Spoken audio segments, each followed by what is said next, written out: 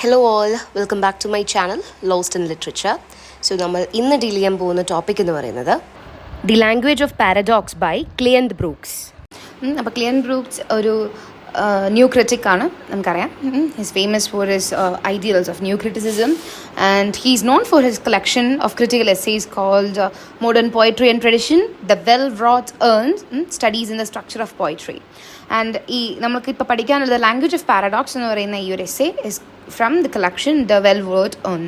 ആൾ ഇതേപോലെ വേറെയും കുറച്ച് എസ്സേസ് ഒക്കെ എഴുതിയിട്ടുണ്ട്. വിത്ത് പാരഡോക്സിനെ കുറിച്ചാണെങ്കിൽ irony as principle of structure എന്ന് പറഞ്ഞിട്ടും അങ്ങനെ വേറെ ഒരുപാട് റൈറ്റിംഗ്സ് എസ്സേസ് സിഗ്നിഫിക്കൻ്റ് ആയിട്ടുള്ള എസ്സേസ് എഴുതിയിട്ടുള്ള ഒരാളാണ്. The formulist critic, the heresy of paraphrase, അങ്ങനെ ഒരുപാട് വർക്ക്സ് എഴുതിയിട്ടുള്ള ഒരാളായിരുന്നു ലാംഗ്വേജ് ഓഫ് പാരഡോക്സ് എഴുതിയിട്ടുള്ള ക്ലിയന്ത് ബ്രൂക്സ്.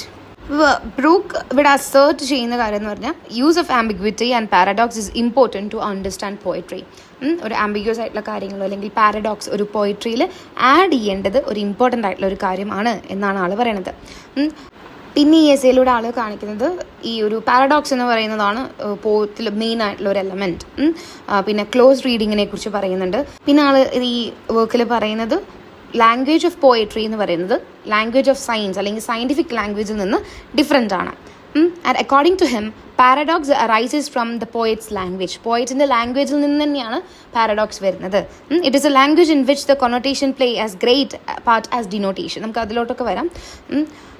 ഇനി ന്യൂ ക്രിറ്റിസിസം എന്തായിരുന്നു? നമ്മൾ ഒരു വർക്കിനെ വെച്ച് പഠിക്കുക, ലൈക്ക് അതിൻ്റെ ഹിസ്റ്റോറിക്കൽ സെൻസ് നോക്കാതെ അല്ലെങ്കിൽ അതിൻ്റെ social consideration of the text നോക്കാതെ വർക്കിനെ മാത്രം only the work it self മാത്രം അതിനെ സ്റ്റഡി ചെയ്യുന്നതിനെയാണ് ന്യൂ ക്രിറ്റിസിസം എന്ന് പറയുന്നത്. അതല്ലാതെ അത് ഏത് പീരിയഡിൽ എഴുതി, അത് ഏത് സ്റ്റൈലാണ്, ഏത് ജോൺറിയിൽ പെടുന്നതാണ്, ഇതൊന്നും value it only have some little value. അപ്പം the critic should examine whether the creative writer has accomplished his artistic intention. അത് മാത്രം നോക്കിയാൽ മതി.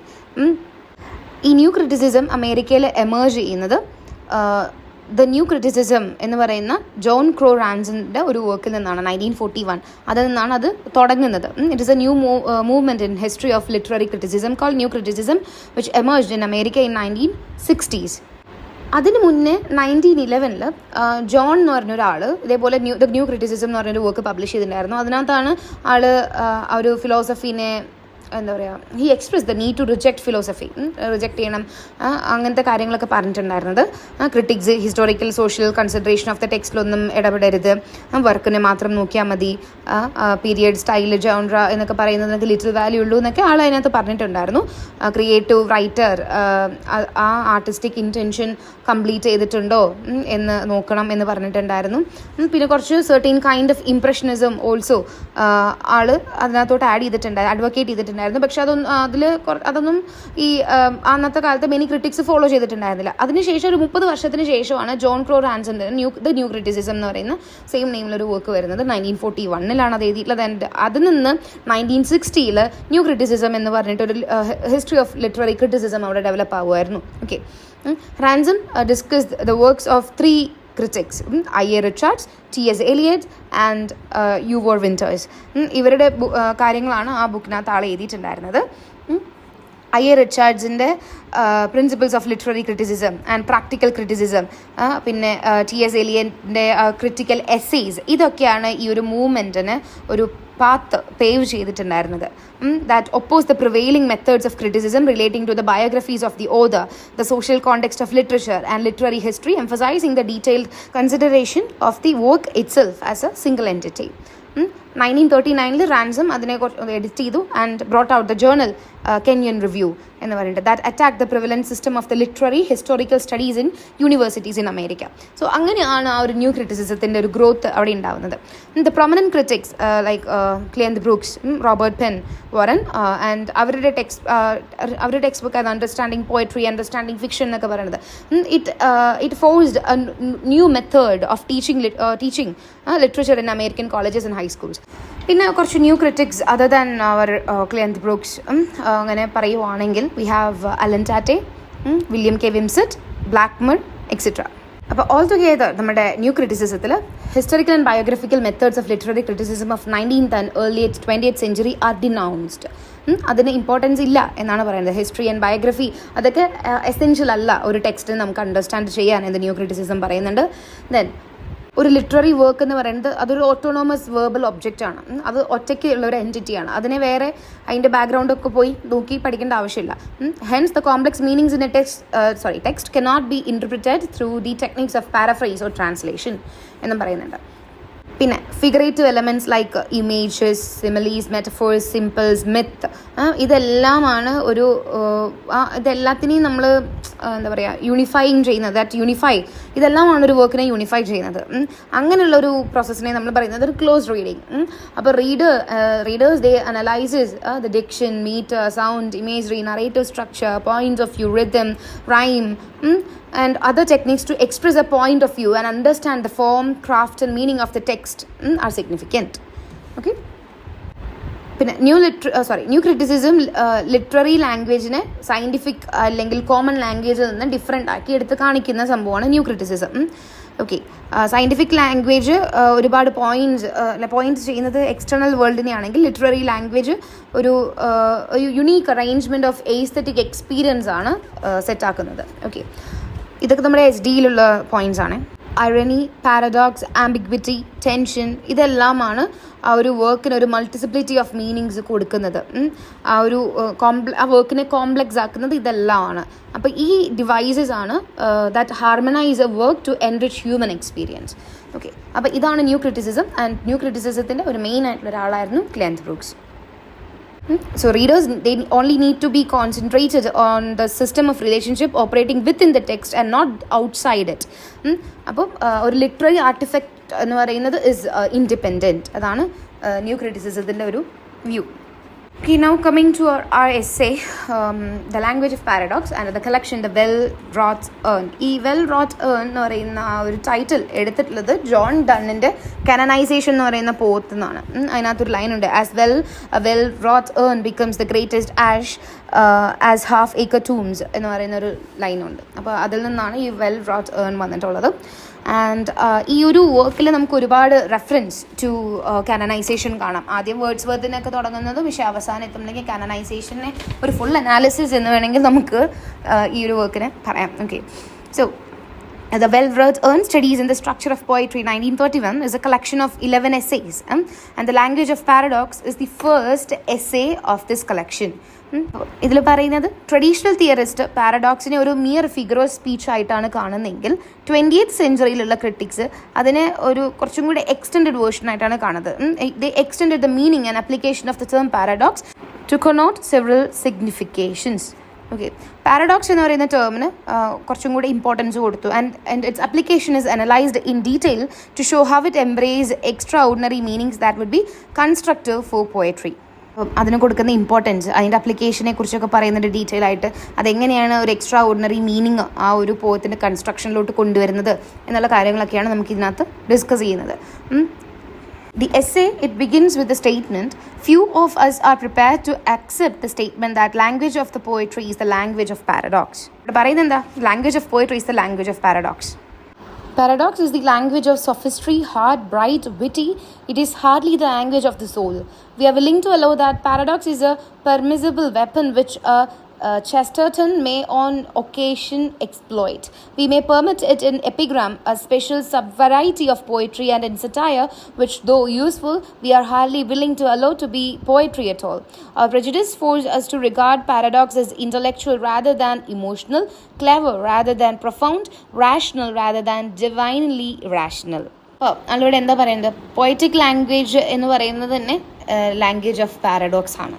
ഈ പാരഡോക്സ് എന്ന് പറയുന്ന ലാംഗ്വേജോ അതെങ്ങനെയാണ്? അത് സൊഫിസ്ട്രിയാണ്, ഹാർഡാണ്, ബ്രൈറ്റ് ആണ്, വിറ്റിയാണ്. It is inevitable to poetry. അതാണ് ആളോട് ഉദ്ദേശിക്കുന്നത്. For him it's the language of poetry. But for many others അത് അങ്ങനെ ആയിരിക്കണം എന്നില്ല. ഒരുപാട് ആൾക്കാർ വിശ്വസിക്കുന്നത് പാരഡോക്സ് എന്ന് പറയുന്നത് ഒരു മെക്കാനിക്കൽ ആയിട്ടുള്ളൊരു സംഭവമാണ്, വിച്ച് ഡസൻ കം സ്പോണ്ടേനിയസ്ലി. അപ്പോൾ അങ്ങനെ കൺസിഡർ ചെയ്യുന്ന ആൾക്കാരുണ്ടാകും. പക്ഷേ for him language of paradox is the centre of poetic language, അല്ലെങ്കിൽ language of the paradox is the language of poetry. ചില റൈറ്റേഴ്സ് അതിനെ യൂസ് ചെയ്യുന്നത് ഒരു കൈൻഡ് ഓഫ് വെപ്പൺ പോലെയാണ്. ചെസ്റ്റർട്ടൺ ഒക്കേഷണലി യൂസ് ചെയ്യുന്ന ഒരു ലാംഗ്വേജ് ആണ് ഈ പാരഡോക്സിൻ്റെ language, used in satires etcetera. അപ്പം അങ്ങനെ അങ്ങനെയൊക്കെയാണ് പാരഡോക്സിനെ കുറിച്ചിട്ടുള്ള ഒരു ഐഡിയോളജി ഉണ്ടായിരുന്നത് ആൾക്കാർക്ക്. പിന്നെ ആൾ പറയുന്നത് നമ്മുടെ ഉള്ളിലുള്ള ഒരു prejudice ആണ്, it forces that prejudice forces us to regard paradox as intellectual rather than emotional.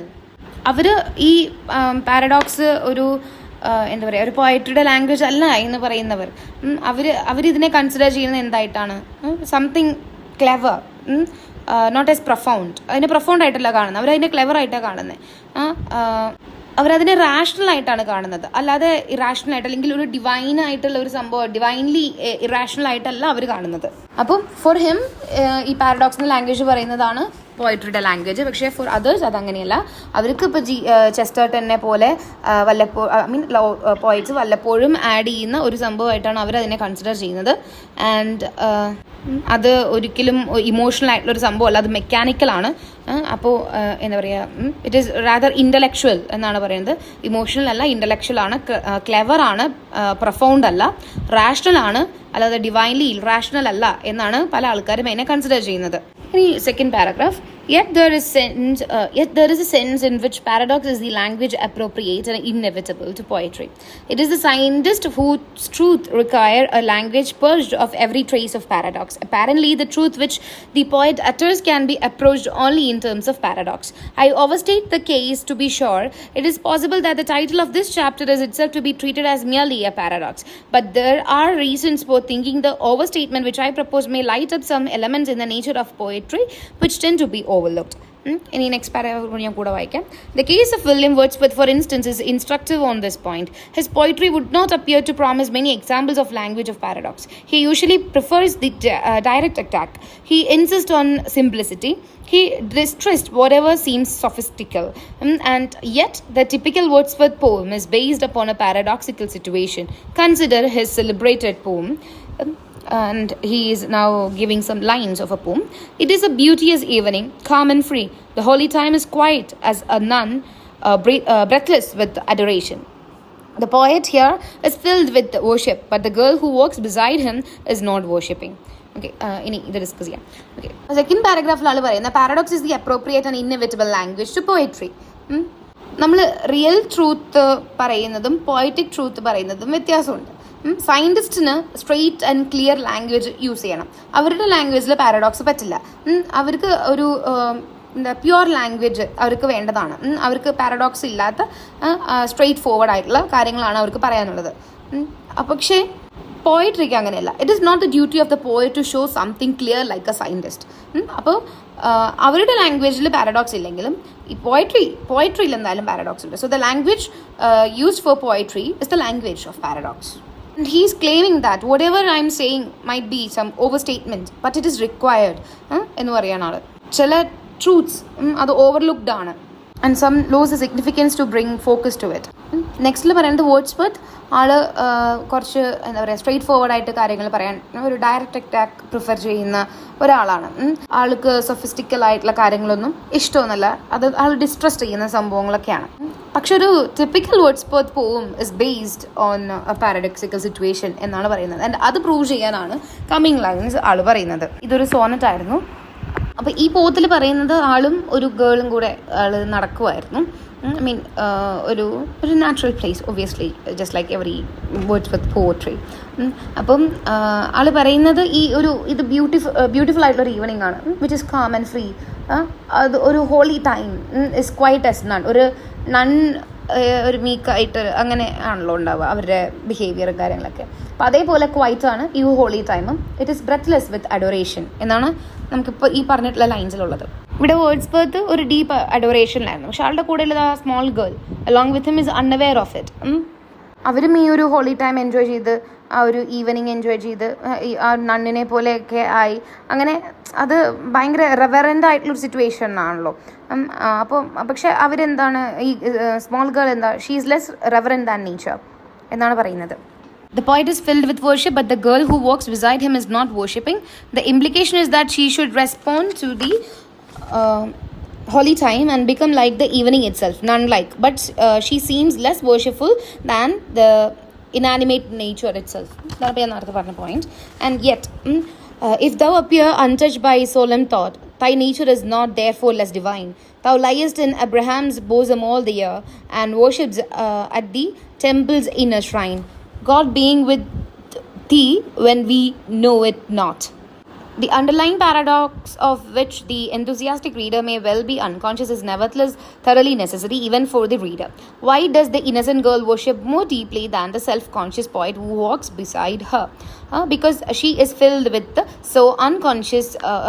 filled with an unconscious sympathy for all of nature, not merely the grandiose and solemn.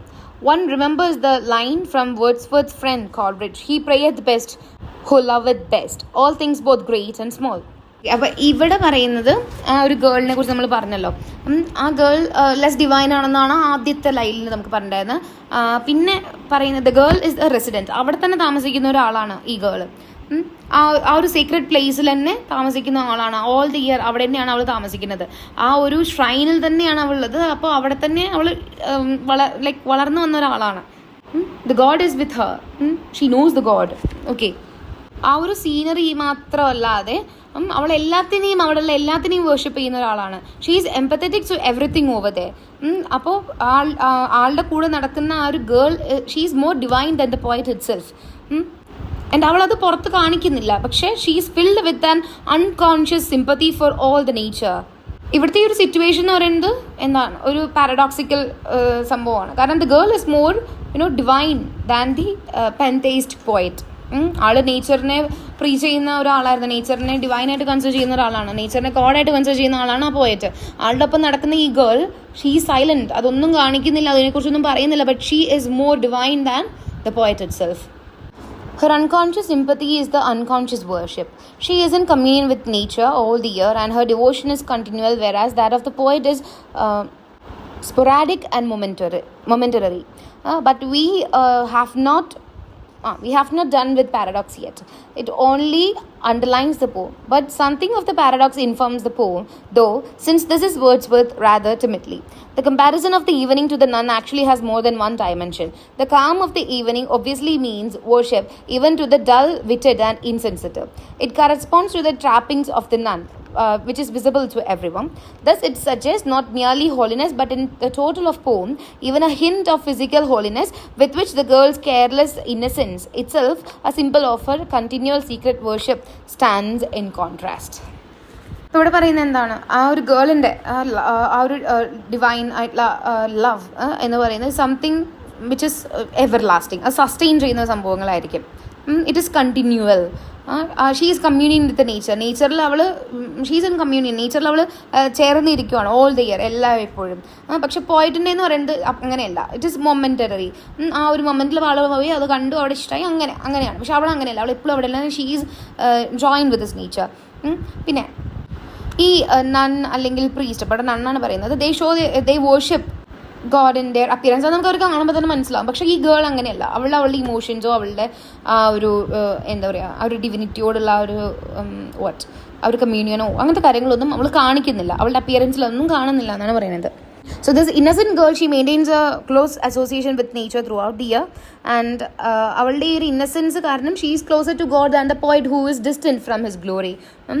And ഗോഡിനെ കുറച്ചും കൂടെ intimately worship ചെയ്യുന്നത് ആ ഗേളാണ്, other than അവർ self conscious poet. അതെന്തുകൊണ്ട് അവളാണ് കുറച്ചും കൂടെ എന്ന് പറയാൻ കാരണം, because she is in communion with nature. അവൾ നേച്ചറിലാണല്ലോ ഉള്ളത്. ഒരു പ്രൊഫൗണ്ട് റിലേഷൻഷിപ്പ് ഉണ്ട് നേച്ചറായിട്ട്. So that is why she is said to be worshipping God more intimately. And she is consumed with sympathy for nature, unlike the poet or a speaker who is marveled with this nature, because only ആ ഒരു മൊമെൻ്ററായിട്ട് അവിടെ അതിൽ immersed ആയതുകൊണ്ട് മാത്രമാണ്. Okay, അപ്പോൾ ഇവിടെ ആണ് ആ പാരഡോക്സ് ഉള്ളത്. ഒരു സിറ്റുവേഷണൽ പാരഡോക്സ് ആണ് നമുക്കിവിടെ കാണാൻ പറ്റുന്നത്. ആ ഒരു എന്താ പറയുക, അത്രയും ഒരു പാൻതേയിസ്റ്റിക് ആയിട്ടുള്ള പോയറ്റ്, ആ ഒരു നണ്ണ്, അവർ അങ്ങനെയുള്ള ഒരാൾ പുറത്ത് നമ്മൾ പ്രേയർ ചെയ്യുന്നുണ്ട്, അവർ നണ്ണാണ്, ഓക്കെ, ഡിവൈനെ വിശ്വസിക്കുന്ന അതിൽ അങ്ങനെയുള്ള ആളാണെന്നുള്ള അപ്പിയറൻസ് ഒക്കെ ഉള്ള ആൾക്കാരും അത് പറയുന്ന ആൾക്കാരും, ആൻഡ് ദിസ് ഗേൾ അവർ തമ്മിലുള്ള ആ ഒരു ഡിഫറൻസ്, ആ ഒരു സംഭവം ഇവിടെ കാണിക്കുമ്പോൾ ഇറ്റ് ഈസ് എ പാരഡോക്സിക്കൽ എന്നാണ് പറയുന്നത്. പിന്നെ ഈ ഒരു sonnet it's beauteous evening calm and free എന്ന് പറയുന്ന ഈ ഒരു സോണറ്റിൽ നമുക്ക് മനസ്സിലാവും ആ ഒരു ഈവനിങ്, ട്രയാങ്കിൾ ഈവനിങ് എന്ന് പറയുന്നത് കാണിക്കുന്നത് എന്താണ്, it is time for worship എന്നാണ്. അത് ആർക്കും മനസ്സിലാവുന്ന ഒരു കാര്യമാണെന്നാണ് പറയുന്നത്. And this triangle evening also reveals the religious sentiment of the nun that is external and visible to all. അതാണ് ഞാൻ നേരത്തെ പറഞ്ഞത്, അത് വിസിബിൾ ആണ്. പക്ഷേ ഇവിടെ ആ പാരഡോക്സ് എവിടെയാണുള്ളത്? The paradox lies in the fact that the nun's attitude not only shows their inner holiness and purity but also the external manifestation of this holiness that is in direct contrast to the careless innocence of the girl who reveres and maintains a continual secret prayer to God. അപ്പോൾ ആ ഒരു evening ആണ്, പ്രാർത്ഥിക്കേണ്ട സമയമാണ്. None എന്ന് പറയുമ്പോൾ എന്താ പറയുക, ആ ഒരു ഹോളിനെസ്സും കാര്യങ്ങളൊക്കെ ഒരു എക്സ്റ്റേണൽ മാനിഫെസ്റ്റേഷൻ ഓഫ് ഹോളിനെസ് ആണ് നമുക്ക് നണ്ണിലൂടെ കാണുന്നത്. പക്ഷേ ഈ ഗേളിൻ്റെ അത് ഉള്ളിലത്തെ കാര്യമാണ്, അത് പുറത്തേക്ക് കാണിക്കുന്നില്ല. പക്ഷെ അവൾ പ്രാർത്ഥിക്കുന്നുണ്ട്. She maintains a continual secret prayer to God. അത് പുറത്ത് കാണിച്ചിട്ട് ചെയ്യുന്നതല്ല. അതാണ് അവിടുത്തെ പാരഡോക്സിക്കൽ സിറ്റുവേഷൻ എന്നാണ് പറയുന്നത്. Okay, then comes another comparison. ഇപ്പോൾ യൂസ് ചെയ്തിട്ടുള്ള വേർഡ്സ് വരുന്നത് വേറെ സോണറ്റായില്ല. കമ്പോസ്ഡ് അപ്പോൺ വെസ്റ്റ്മിനിസ്റ്റർ ബ്രിഡ്ജ് എന്ന് പറയുന്ന പോത്ത് നിന്നാണ് അടുത്ത അനാലിസിസ് വരുന്നത്. Or consider Wordsworth's sonnet, composed upon Westminster Bridge. I believe that most readers will agree that it is one of Wordsworth's most successful poems. Yet most students have the greatest difficulty in accounting for its goodness. The attempt to account for it on grounds of nobility of sentiment soon breaks down. On this level, the poem merely says that the city in the morning light presents a picture which is majestic and touching to all, but the most dull of soul. But the poem says very little more about the sight. The city is beautiful in the morning light and it is awfully still. The attempt to make a case with the poem in terms of the brilliance of its image also quickly breaks down. The students search for graphic details in vain. There are next to no realistic touches. In fact, the poet simply huddles the details together. Silent bars, ships, towers, domes, theatres and temple lie open into the fields. We get a blurred impression, points of roofs and pinnacles along the skyline, all twinkling in the morning light. More than that, the sonnet as a whole contains some very flat writing and some well-drawn comparisons. Okay, now ഇതിൽ ഈ ഒരു Westminster Bridge എന്ന് പറയുന്നത് ഒരു rural place അല്ല, അതൊരു സിറ്റിസ്കേപ്പിനെ കുറിച്ചുള്ള ഒരു പോവാണ്. നേച്ചറിനെ കുറിച്ച് എഴുതുന്ന ആളാണ് സിറ്റിസ്കേപ്പിനെ കുറിച്ച് ഇവിടെ എഴുതുന്നത്. ഓക്കെ, അപ്പോൾ ഇവിടെ ആ ഒരു പോത്തിന് ഗുഡ്നെസ് കണ്ടുപിടിക്കാൻ സ്റ്റുഡൻസിന് പറ്റുന്നില്ല എന്നാണ് പറയുന്നത്. ഈ പോം വായിക്കുമ്പോൾ നമുക്കൊരു സംതിങ് ദാറ്റ് ഇൻസ്പയർസ് അങ്ങനത്തെ ഒരു സംഭവം ഇവിടെ കിട്ടുന്നുണ്ടാവില്ല, അതായിരിക്കും. അപ്പോൾ ഈ ഒരു പോം ഒരു ഫ്ലാറ്റ് ആയിട്ടുള്ളൊരു പോം പോലെ ആയിരിക്കാം നമുക്ക് കൺസിഡർ ചെയ്യാൻ പറ്റുന്നത്. There is nothing that inspires us. Okay, അപ്പോൾ എവിടെയാണ് ഈ പോത്തിന് അതിൻ്റെ പവർ കിട്ടുന്നത്? It is from the paradoxical situation. The thought that the rural is beautiful had changed it. ഇംഗ്ലണ്ടിൽ കുറേ മൗണ്ടൻസും അങ്ങനത്തെ സംഭവങ്ങളൊക്കെയാണ്, and people consider that as nature. പക്ഷേ ഇവിടെ പോയിട്ട് എന്താണ് ചെയ്യുന്നത്? He is finding beauty in the heart of the city. ആൾ പറയുന്നത് he had never seen I have not witnessed sun coming more beautifully from any valley എന്ന്. അപ്പോൾ അതൊരു സിറ്റുവേഷണൽ പാരഡോക്സ് ആണ്. കാരണം നേച്ചർ റിലേറ്റഡ് ആയിട്ടുള്ള ഒരു സംഭവത്തിന് ഒരു സിറ്റിസ്കേപ്പിൽ വന്നിട്ട് പറയാണ് ഇത്രയും ബ്യൂട്ടിഫുൾ ആയിട്ട് സണ്ണ് വരുന്നത് ഞാൻ വേറെ എവിടെയും ഒരു വാലിയിലും ഞാൻ കണ്ടിട്ടില്ല എന്നാണ് പറയുന്നത്. It is the first time William Wordsworth is admitting that there is beauty in city. City എന്ന് പറയുന്നതും നേച്ചറിൻ്റെ ഒരു പാർട്ടാണ്. അങ്ങനെ അവിടെ ആ പാരഡോക്സ് വരുന്നത് സിറ്റി എന്ന് പറയുന്നത് നേച്ചറിൻ്റെ ഒരു പാർട്ടാണ്. നമ്മൾ അത് ഉണ്ടാക്കിയത് മാൻ മെയ്ഡ് ആണെങ്കിൽ, ഇപ്പോൾ ലണ്ടൻ എന്ന് പറയുന്ന സിറ്റി ഉണ്ടാക്കിയത് മാൻ ആണെങ്കിൽ കൂടെ അത് മാൻ എന്ന് പറയുന്നത് is A part of nature. So the city is a part of nature. London is A part of nature. അങ്ങനെ ഈ ഒരു സൺ എന്താ പറയുക അവിടെ ഉദിച്ചു വരുന്നത് കാണുമ്പോൾ ആൾ നിൽക്കുന്നതും ആൾ എക്സ്പ്ലെയിൻ ചെയ്യുന്നത് എന്തിനെക്കുറിച്ചാണ്? നേച്ചറിനെ കുറിച്ചാണ് എന്ന് പറയുന്നത് is A paradoxical situation. Because nature പറയുമ്പോൾ നേച്ചർ അല്ലല്ലോ, സിറ്റി എന്ന് പറയുന്നത് നേച്ചർ അല്ലല്ലോ. അങ്ങനെ എക്സ്പ്ലെയിൻ ചെയ്ത കാര്യങ്ങളിൽ ഞാൻ ടെക്സ്റ്റ് വായിക്കാം. The reader may ask where then does the poem gets its power? It seems to me, from the paradoxical situation out of which the poem arises. The speaker is honestly surprised and he manages to get some sense of the surprise in the poem. It is owed to the poet that the city should be able to wear the beauty of the morning at all. Mount Snowdown, Skiddaw, Mount Blanc, these wear it by natural right, but surely not grimy, feverish London. This is the point of the almost shocked exclamation. Never did not more beautifully steep in this first splendor, valley, rock or hill. അപ്പോൾ ഇവിടെ ഞാൻ നേരത്തെ പറഞ്ഞിട്ടുണ്ടായിരുന്നു mountainous region അതിനെയാണ് അതിൽ നിന്ന് ഇപ്പോൾ ഈ എന്താ പറയുക സണ്ണൊക്കെ ഉദിച്ചു വരുന്നത് something that is consider as natural. ഒരു ലണ്ടൻ എന്ന് പറയുന്ന സിറ്റിയിൽ അവിടെ ബ്രിഡ്ജിൻ്റെ മേളിൽ ഈ എന്താ വെസ്റ്റ്മിൻസ്റ്റർ അല്ലേ അവിടുത്തെ ഒരു ബ്രിഡ്ജിൻ്റെ മേളിൽ ഈ സണ്ണ് ഉദിച്ചു വരുന്നത് ആണോ നാച്ചുറൽ ആയിട്ട് കൺസിഡർ ചെയ്യുന്നത്? അല്ല, അവർ കൺസിഡർ ചെയ്യുന്നതായിരുന്നു അതാണ്. പക്ഷെ അങ്ങനത്തെ ഒരു സിറ്റുവേഷനെ നാച്ചുറൽ ആയിട്ട് കൺസിഡർ ചെയ്യാൻ നമ്മളിപ്പോൾ പറഞ്ഞു cities creation by man is a part of nature. അപ്പോൾ അങ്ങനെ ആ ഒരു സിറ്റുവേഷൻ വരുന്നതാണ് ഇവിടെ paradoxical. The smokeless air reveals a city which the poet did not know existed. Man-made London is a part of nature too. It is lighted by the sun of nature and lighted to as beautiful effect. അപ്പോൾ ഈ നേച്ചറിൽ mountainous റീജിയനിൽ അതിനെ light ചെയ്യുന്ന അതേ sun തന്നെയാണ് ഇവിടെയും അതിനെ light ചെയ്യുന്നത്. So it's A part of nature. The river glided at his on എന്താണ് സ്വീറ്റ് ആണെന്ന് തോന്നുന്നു, എനിക്കത് ക്ലിയർ അല്ല എൻ്റെ കയ്യിലുള്ള ആ ഒരു പേപ്പറിൽ. Yes, sweet. The river glided at his own sweet will. അപ്പം ഇവിടെ പറയുന്നത് എന്താ? River is the most natural thing that one can imagine അല്ലേ. It has the elasticity, the curved line of nature itself. അത് നേച്ചറിൻ്റെ ഒരു beautiful ആയിട്ടുള്ള ഒരു സംഭവമാണ് ഒരു റിവർ എന്ന് പറയുന്നത്. The poet had never been able to regard this one as a real river. Now unclutched by barges, the river reveals itself as a natural thing, not at all disciplined into the rigid and mechanical pattern. It is like the daffodils or the mountain brooks, artless and whimsical and natural, as they say. Then he continues to say, the poem closes, you will remember, as follows.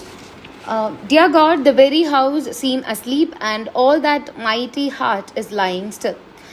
അപ്പോൾ ഇവിടെ the city in the poet's inside of the morning has earned its right to be considered organic, not merely mechanical. That is why the stale metaphor of the sleeping house is strangely renewed. The most exciting thing that the poet can say about the house is that they are asleep. He has been in the habit of counting them dead as just mechanical and inanimate. So they say to say they are asleep is to say they are alive, but they participate in the life of nature. In the same way, the tired old metaphor which sees a great city as pulsating heart of the empire becomes revived. It is only when the poet sees the city under the semblance of death that he can see it as actually alive, quickly with only life which he can accept, the organic life of nature.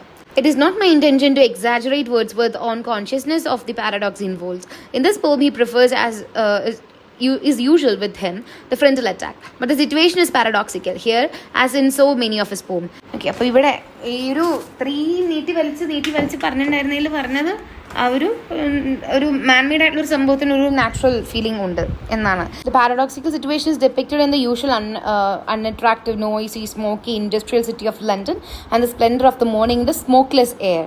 ഇവിടെ ആ ഒരു actual mechanical and dull life of ലണ്ടനും ആ ഒരു freshness and glory of the morning imagine ആ ഒരു gliding river, ആ ഒരു natural course of this nature, ഈ ഒരു സംഭവം തമ്മിലുള്ള ഒരു കോൺട്രാസ്റ്റ് ആണ് ഈ ലൈൻസ് പ്രസന്റ് ചെയ്തിട്ടുണ്ടായിരുന്നത്.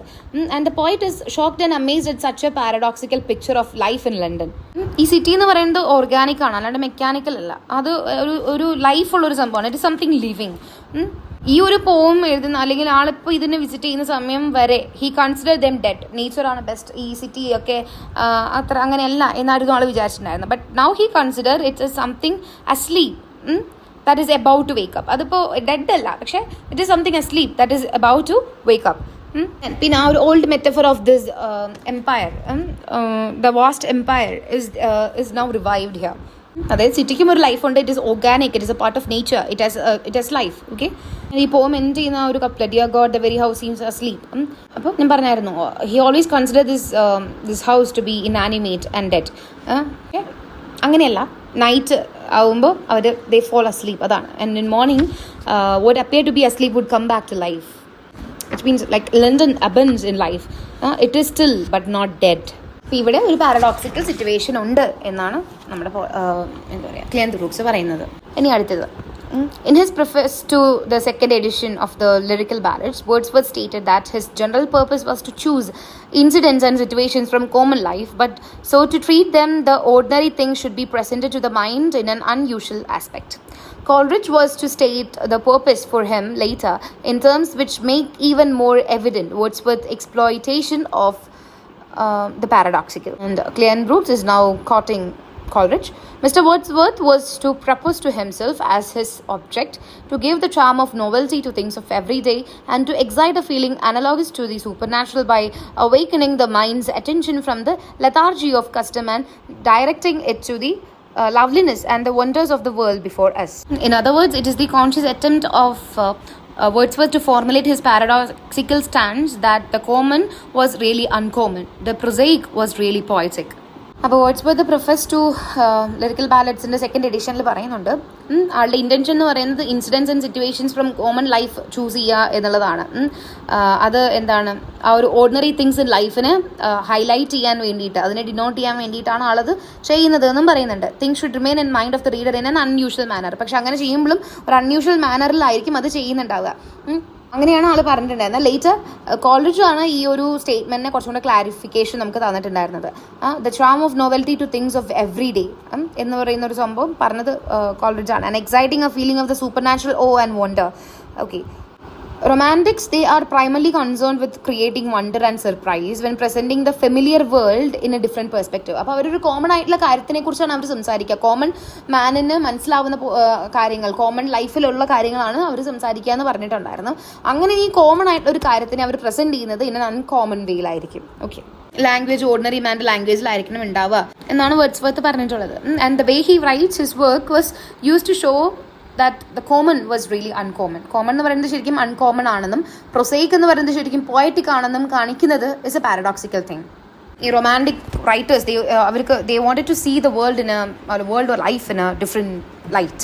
ഇത് എഴുതിയിട്ടുള്ളത് Coleridge term the charm of novelty of things of every day awakening the mind suggest the romantic preoccupation with wonder the surprise the revelation which puts the tarnished familiar world in a new light. അപ്പോൾ അവർക്ക് ഈ ഒരു എന്താ പറയുക ആ ഒരു charm of novelty of things of every day things ആയിട്ടുള്ള common ആയിട്ടുള്ള കാര്യങ്ങളെ ഒരു അൺകോമൺ ആയിട്ട് കാണിക്കുക, അതിനെ പുതിയതായിട്ട് കാണിക്കുക, ആ മൈൻഡിനെ അവേക്കൺ ചെയ്യുക, ഒരു വണ്ടർ, ഒരു സർപ്രൈസ്, ഒരു ഓ ഫീലിംഗ് കൊണ്ടുവരിക, ഒരു റിലവേഷൻ ഒക്കെ കൊണ്ടുവരിക എന്നൊക്കെ പറയുന്നത് ഈ റൊമാൻറ്റിക് റൈറ്റേഴ്സിന് ഒരു ന്യൂ ലൈറ്റ് കൊണ്ടുവരുന്ന പോലെ ആണ് എന്നാണ് പറയുന്നത്. They see things in a new light, ഒരു different way. Okay, this may well be reasoned, എനിക്ക് ആ വേർഡ് മനസ്സിലാവുന്നില്ല, reason desire something of most romantic paradoxes and yet the neoclassicist poet use paradox for much the same reason.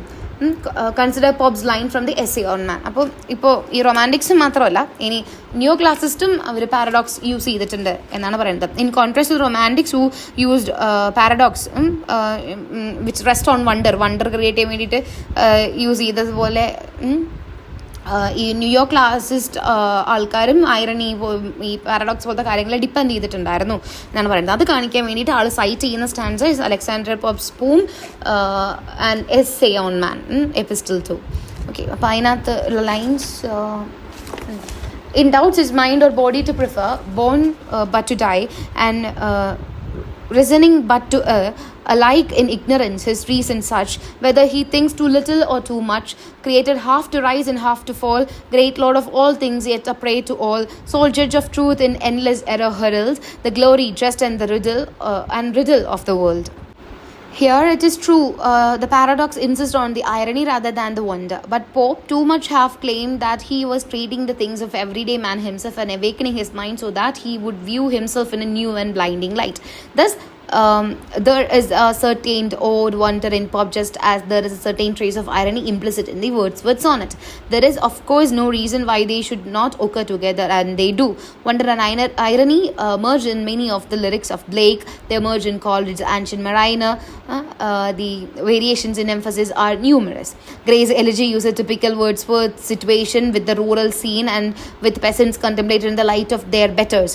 But in the elegy, the balance is heavily tilted in the direction of irony, the relevation and ironic rather than a startling one. Can storied err or animated bust back to its mansion called the fleeting breath? Can honor's voice provoke the silent dust, or flattery soothe the dull cold ear of death? Okay. അപ്പോൾ ഇവിടെ ആദ്യത്തിൽ Alexander പോപ്പിൻ്റെ ആ ഒരു പോത്തിൽ പറയുന്നത് man എന്ന് പറയുന്നത് is a creature that is confused whether he has to follow the dictates of the mind or the sense.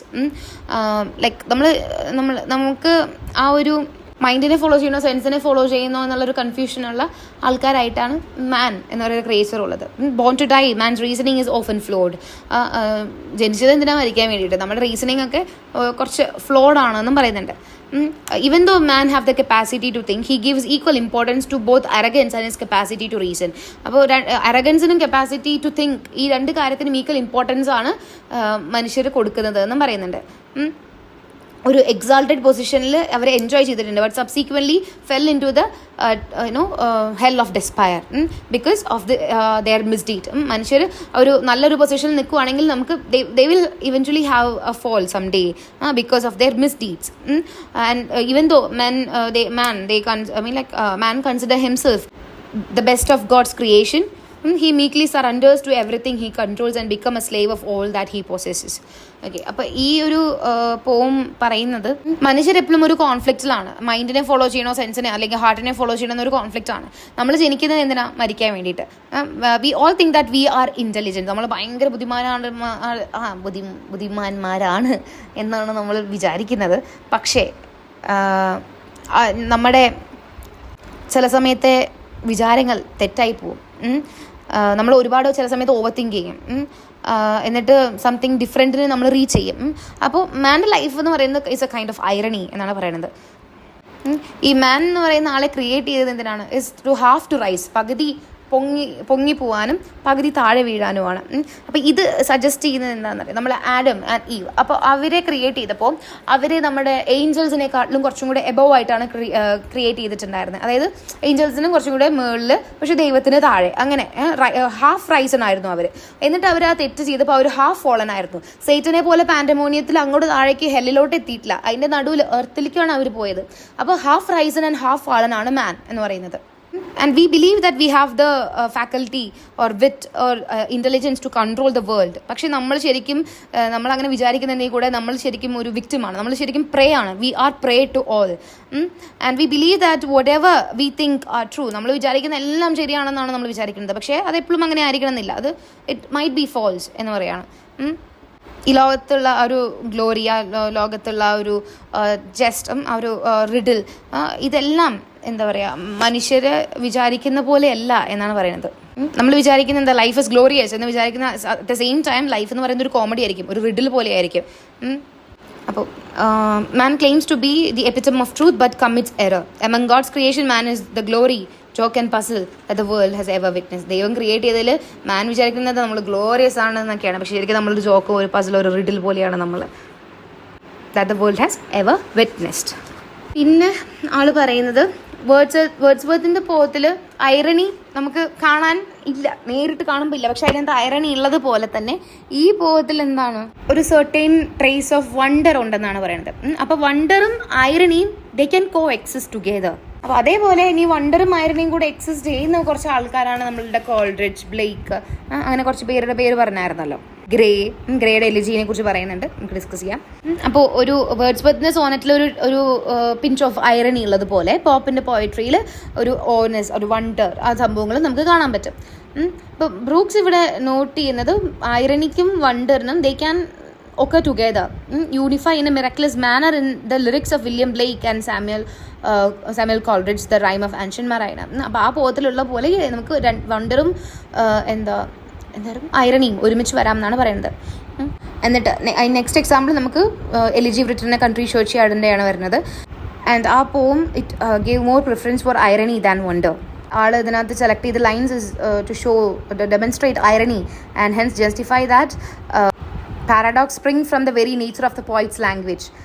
It is a language in which the connotation play as a great part as the denotation. Denotation പോലെ തന്നെ connotationും ഒരു importance ഉണ്ട്.